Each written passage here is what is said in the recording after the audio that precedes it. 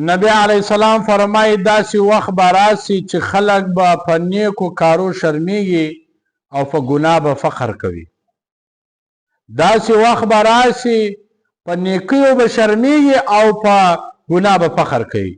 نو هغه وخت دا نن وخت ده، دا هغه وخت راغلی ده.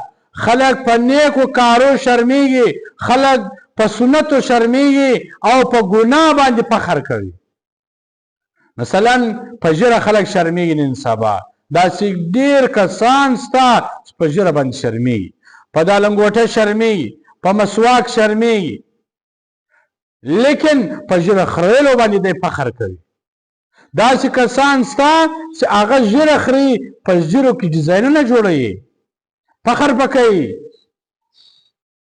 بعضې کسان نیمه ژیره وخري نیمه پرېږدي، په ژیرو باندې سخند وي، ملنډې وي، او ژیره وخري دی خپل ځان داسې ګڼي تر ما بل ښایسته ځوان شته په دنیا کې نه. ګناه کوي، په ګناه فخر کوي.